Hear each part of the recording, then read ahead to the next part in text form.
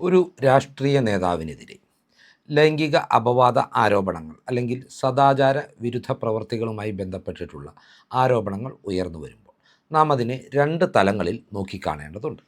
അതിൽ ആദ്യത്തേത് ധാർമ്മികതയുടെ കണ്ണിലൂടെയുള്ള നോട്ടമാണെങ്കിൽ രണ്ടാമത്തേത് നിയമത്തിൻ്റെ കണ്ണിലൂടെയുള്ള നോട്ടമാണ്.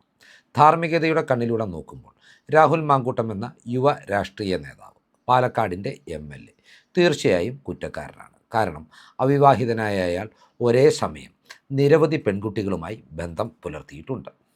അതേസമയം തന്നെ അയാൾ അതിവൈകാരികമായിട്ടാണ് ഈ പെൺകുട്ടികളെ സമീപിച്ചിട്ടുള്ളതും അവരെ തൻ്റെ കിടക്കയിലേക്ക് ആകർഷിച്ചിട്ടുള്ളതും. രാഹുൽ മാങ്കൂട്ടം ഇവരിൽ പല സ്ത്രീകളുമായിട്ടുള്ള ബന്ധം അയാളുടെ ലൈംഗിക അഭിലാഷം പൂർത്തിയാക്കിയതിന് ശേഷം ഏകപക്ഷീയമായി ഉപേക്ഷിച്ചിട്ടുണ്ട് എന്നും നമുക്ക് മനസ്സിലാക്കുവാൻ സാധിക്കുന്നതാണ്.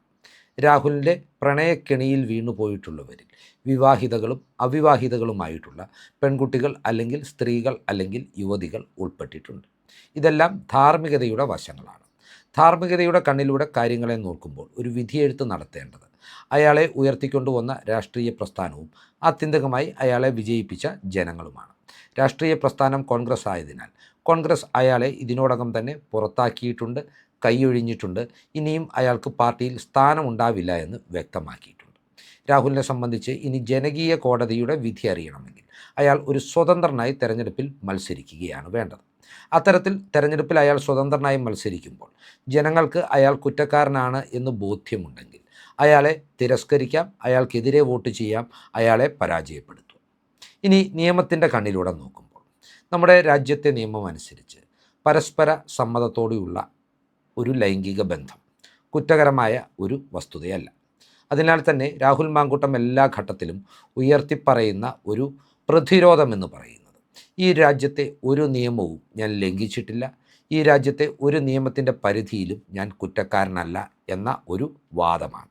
ഏതൊക്കെയാണെങ്കിലും ഈ വാദവുമായി ബന്ധപ്പെട്ട് രാഹുലിനെതിരെ ഉയർന്നു വന്നിട്ടുള്ള 3 കേസുകൾ വിശകലനം ചെയ്യുമ്പോൾ അതിൽ ഒന്നാമത്തെ കേസിലും മൂന്നാമത്തെ കേസിലും ഒരുപാട് സാദൃശ്യങ്ങൾ നമുക്ക് കണ്ടെത്തുവാൻ കഴിയുന്നതാണ്.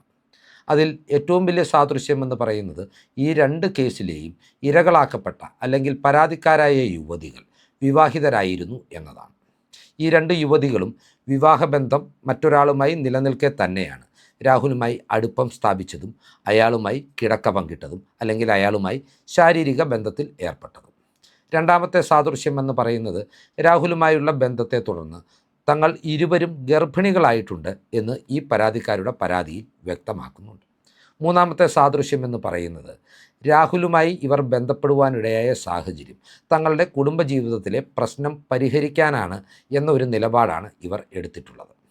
രാഹുൽ തങ്ങളെ ക്രൂരമായി ബലാത്സംഗം ചെയ്തു എന്നിവർ പറയുമ്പോൾ തന്നെ ഈ ബന്ധം പല ഘട്ടത്തിലും തുടർന്നു പോന്നിട്ടുണ്ട് എന്നതിനും വ്യക്തമായ തെളിവുകൾ ഇവരുടെ തെളിവുകളിൽ നിന്ന് തന്നെ പൊതുമധ്യത്തിൽ എത്തിയിട്ടുണ്ട്. ഇനി ഈ കാര്യങ്ങൾ ഓരോന്നോരോന്നായി നാം വിശകലനം ചെയ്ത് നോക്കുകയാണെങ്കിൽ ആദ്യമായി രാഹുൽ മാങ്കൂട്ടവുമായി ഇവർ ബന്ധം സ്ഥാപിച്ചത് സമൂഹ മാധ്യമങ്ങളിലൂടെയാണ്. ആ ഘട്ടത്തിൽ ഇവർ വിവാഹിതരായിരുന്നു. രാഹുൽ പറയുന്ന വാദമനുസരിച്ച് ഇവർ ഇരുവരും വിവാഹിതരായിരുന്നുവെന്ന് ബന്ധം സ്ഥാപിച്ച ഘട്ടത്തിൽ തനിക്ക് അറിവുണ്ടായിരുന്നില്ല എന്നതാണ്. ഈ സ്ത്രീകൾ എന്തിനായിരിക്കും രാഹുലിനെ സമീപിച്ചത്? അവർ പറയുന്നത് തങ്ങളുടെ കുടുംബ പ്രശ്നം പരിഹരിക്കാൻ രാഹുലിനെ സമീപിച്ചു എന്നാണ്. എന്നാൽ ഇവരും രാഹുലും തമ്മിൽ ശാരീരിക ബന്ധം ഉണ്ടായ സ്ഥലങ്ങൾ ഏതൊക്കെയാണെന്ന് പരിശോധിക്കുമ്പോൾ ആദ്യത്തെ കേസിൽ പരാതിക്കാരിയായ യുവതിയുടെ താമസ സ്ഥലത്ത് വെച്ചാണ് ഇവർ തമ്മിൽ ആദ്യമായി ബന്ധമുണ്ടായതെന്നാണ് പറയപ്പെടുന്നത്. മൂന്നാമത്തെ കേസിൽ പരാതിക്കാരിയായ യുവതി തിരുവല്ലയിൽ ഹോട്ടൽ ബുക്ക് ചെയ്ത് അവിടെ വെച്ച് രാഹുലിനെ കണ്ടുമുട്ടിയപ്പോഴാണ് അവർ തമ്മിൽ ബന്ധമുണ്ടായത് അല്ലെങ്കിൽ താൻ ക്രൂരമായി റേപ്പ് ചെയ്യപ്പെട്ടു എന്ന് പരാതിക്കാരി പറയുന്നത്. ഈ 2 ഘട്ടത്തിലും രാഹുലുമായി ഈ ബന്ധമുണ്ടായി എന്ന് പറയുമ്പോൾ രാഹുലുമായി ഈ ബന്ധം ഇവർ തുടർന്നു എന്നതും നാം മനസ്സിലാക്കേണ്ടതുണ്ട്. മൂന്നാമത്തെ പരാതിയുടെ വസ്തുതകളിലേക്ക് കടക്കുമ്പോൾ രാഹുൽ മാങ്കൂട്ടം പീഡിപ്പിച്ചതിന് ശേഷവും ബലാത്സംഗം ചെയ്തതിന് ശേഷവും ഇവർ ഈ ബന്ധം തുടരുകയും രാഹുലിന് ഷൂ വാങ്ങാനായി അല്ലെങ്കിൽ ചെരുപ്പ് വാങ്ങാനായി 10,000 രൂപ നൽകുകയും ചെയ്തു എന്ന് പറയുന്നുണ്ട്. അതുപോലെ തന്നെ രാഹുലിന് വിദേശ സന്ദർശനത്തിന് ഇവർ ടിക്കറ്റ് എടുത്തു കൊടുത്തു എന്ന് പറയുന്നുണ്ട്. അതുപോലെ തന്നെ രാഹുൽ മാങ്കൂട്ടത്തിന് ഇവർ വിലയേറിയ വാച്ച് സമ്മാനിച്ചു എന്ന് പറയുന്നുണ്ട്. അതുപോലെ തന്നെ രാഹുൽ മാങ്കൂട്ടവും ഒത്ത് ജീവിക്കാൻ പാലക്കാട് ഒരു 3 BHK ഫ്ലാറ്റോ 2 BHK ഫ്ലാറ്റോ മേടിക്കുന്നതിനുള്ള സാധ്യതകളെക്കുറിച്ച് ഇവർ പരിഗണിച്ചു എന്ന് പറയുന്നുണ്ട്. ഇത്തരത്തിൽ ക്രൂരമായി പീഡനത്തിനിരയാക്കിയ ഒരാൾക്ക് ഇത്രമാത്രം സമ്മാനങ്ങൾ നൽകുന്നതിൽ സാങ്കത്യം എന്ത് എന്ന ചോദ്യം സ്വാഭാവികമായും പൊതുജനങ്ങൾക്കിടയിൽ ഉയർന്നു വരുവാനുള്ള സാധ്യതകൾ സജീവമാണ്. എന്തായാലും എൻ്റെ മനസ്സിൽ ഇത്തരമൊരു ചോദ്യം ഉയർന്നു വന്നതുകൊണ്ടാണ് ഈ വിഷയം പ്രേക്ഷകരുമായി പങ്കുവെക്കുന്നത്. ഇനി രണ്ടാമത്തെ വിഷയമെന്ന് പറയുന്നത്, എന്തുകൊണ്ടായിരിക്കാം രാഹുൽ മാങ്കൂട്ടത്തിന് തങ്ങളുടെ കുടുംബജീവിതത്തിലെ പ്രശ്നങ്ങൾ പരിഹരിക്കുവാൻ ഇവർ സമീപിച്ചത് എന്നാണ്. രാഹുൽ മാങ്കൂട്ടം ഒരു ഫാമിലി കൗൺസിലിംഗ് നടത്തുന്ന ആളല്ല. ഈ പീഡനങ്ങൾ നടന്നു എന്ന് പറയുന്ന സമയത്ത് അയാൾ ഒരു MLA പോലുമല്ല. നേരെ മറിച്ച് അയാൾ കേരളത്തിലെ കോൺഗ്രസ് എന്ന പ്രസ്ഥാനത്തിൻ്റെ യൂത്ത് കോൺഗ്രസ് എന്ന യുവജന സംഘടനയുടെ സംസ്ഥാന ജനറൽ സെക്രട്ടറിയോ സംസ്ഥാന അധ്യക്ഷനോ ആയിരിക്കുന്ന ഘട്ടങ്ങളിലാണ് ഈ ബന്ധം ഉണ്ടായിട്ടുള്ളതും ഇവർ രാഹുലിനെ തങ്ങളുടെ കുടുംബ പ്രശ്നം പരിഹരിക്കുവാൻ സമീപിച്ചെന്ന് പറയുന്നത്. ഇവിടെ സാധാരണഗതിയിൽ നമ്മുടെ കേരളത്തിലെ സാമൂഹ്യ വ്യവസ്ഥിതി അനുസരിച്ച് ഒരു കുടുംബ ബന്ധത്തിൽ വിള്ളൽ വീണാൽ അവിടെ സാധാരണ ഇടപെടാറുള്ളത് ആ ഭർത്താവിൻ്റെയും ഭാര്യയുടെയും മാതാപിതാക്കളാവാം, അവരുടെ അടുത്ത ബന്ധുക്കളാവാം, അല്ലെങ്കിൽ സുഹൃത്തുക്കളാകാം. ഇനി പ്രൊഫഷണൽ സഹായം തേടി പുരോഹിതന്മാരെ സമീപിക്കാനുള്ള സാധ്യതകളുണ്ട്. ഫാമിലി കൗൺസിലിംഗ് നടത്തുന്നവരെ സമീപിക്കുവാനുള്ള സാധ്യതകളുണ്ട്. ഇനി ഗാർഹിക പീഡനം പോലുള്ള കാര്യങ്ങൾ ഉണ്ടായി വരുമ്പോൾ പോലീസിനെ സമീപിക്കുവാനുള്ള സാധ്യതകളും ഇവർക്ക് മുന്നിലുണ്ട്. വിവാഹമോചനം തേടി കോടതിയെ സമീപിക്കുവാനുള്ള അവസരങ്ങളും ഇവർക്ക് മുന്നിലുണ്ട്. ഈ രണ്ടു പേരും അത്രമാത്രം അടിച്ചമർത്തപ്പെട്ട ഒരു സാഹചര്യങ്ങളിൽ നിന്ന് വരുന്നവരല്ല എന്നതുകൂടി പ്രത്യേകമായി ഓർക്കേണ്ടതുണ്ട്. അപ്പോൾ തങ്ങളുടെ വിവാഹബന്ധത്തിൽ ഒരു വിള്ളൽ വീണ അവസരത്തിൽ മറ്റൊരാളുമായി ഇവർ ബന്ധം സ്ഥാപിക്കുവാൻ ശ്രമിച്ചു എന്നൊരാരോപണവും പ്രതിരോധവും രാഹുലിനെ പിന്തുണയ്ക്കുന്നവർ ഉന്നയിച്ചാൽ അതിലും അല്പം കാര്യമുണ്ട് എന്ന് നാം വിലയിരുത്തേണ്ടി വരും. മൂന്നാമതായി ഇവർ രാഹുലിനെതിരെ ഉയർത്തുന്ന മറ്റൊരു ആരോപണം എന്ന് പറയുന്നത് തങ്ങളെ വിവാഹ വാഗ്ദാനം നൽകി ലൈംഗിക ചൂഷണം നടത്തി എന്നതാണ്. ഇപ്പോഴും നാം ഒരു കാര്യം ഇവിടെ പ്രത്യേകമായി ശ്രദ്ധിക്കേണ്ടതാണ്. മറ്റൊരാളുടെ ഭാര്യയായി നിയമപരമായി ആ ബന്ധം നിലനിൽക്കെ തന്നെയാണ് ഇവർ രണ്ടുപേരും തങ്ങളുടെ താമസ സ്ഥലത്തേക്ക് അല്ലെങ്കിൽ തങ്ങൾ ബുക്ക് ചെയ്ത റൂമിലേക്ക് രാഹുലിനെ പ്രവേശിപ്പിച്ചതും അയാളുമായി ശരീരം പങ്കിടുവാനുള്ള സാഹചര്യം ഒരുക്കി കൊടുത്തതും. അത് ബലാത്സംഗമാകാം, പരസ്പര സമ്മതത്തോടു കൂടിയുള്ള ഒരു ബന്ധമാവാം. അതിനുശേഷം ദീർഘനാൾ ഇവർ പരാതി നൽകാതിരുന്നു. അങ്ങനെ പറയുമ്പോൾ മറ്റൊരാളുടെ ഭാര്യയായിരിക്കെ എങ്ങനെയാണ് വേറൊരാളിൽ നിന്ന് വിവാഹ വാഗ്ദാനം സ്വീകരിക്കുവാൻ ഇവർക്ക് സാധിക്കുക? വിവാഹ വാഗ്ദാനം ലഭിച്ചാൽ എങ്ങനെയാണ് ഇവർക്ക് ധാർമ്മികമായി അയാളുമായി കിടക്ക പങ്കിടുവാൻ സാധിക്കുക? സുപ്രീം കോടതി അടക്കം ഈ വിഷയങ്ങളിൽ നിരവധി വിധി പ്രസ്താവങ്ങൾ നടത്തിയിട്ടുണ്ട്. ഏറ്റവും ഒടുവിലായി ഈ മാസം, അതായത് 2026 ജനുവരി 8 സമാനമായൊരു കേസിൽ കുറ്റാരോപിതനായ വ്യക്തിക്ക് മുൻകൂർ ജാമ്യം അനുവദിച്ചുകൊണ്ട് സുപ്രീം കോടതി ഒരു വിധി പ്രസ്താവം നടത്തിയിട്ടുണ്ട്.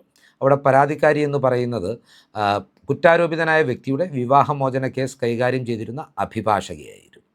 അപ്പോൾ ഈ കേസ് കൈകാര്യം ചെയ്യുന്ന ഘട്ടത്തിൽ ഇവർ തമ്മിൽ വൈകാരികമായൊരു ബന്ധമുണ്ടാകുകയും അത് ശാരീരിക ബന്ധത്തിലേക്ക് നയിക്കുകയും ചെയ്ത ഘട്ടത്തിൽ പിന്നീട് അയാൾ ആ ബന്ധത്തിൽ നിന്ന് പിന്മാറിയപ്പോൾ അയാൾക്കെതിരെ ഈ സ്ത്രീ അല്ലെങ്കിൽ അഭിഭാഷക ഒരു പീഡന കേസ് കോടതിയിൽ കൊടുക്കുകയാണ് ഉണ്ടായത്. അപ്പോൾ അയാൾ സുപ്രീം കോടതിയെ സമീപിച്ചതിൻ്റെ അടിസ്ഥാനത്തിൽ അയാൾക്ക് മുൻകൂർ ജാമ്യം ലഭിക്കുന്ന സാഹചര്യമാണ് സംജാതമായത്.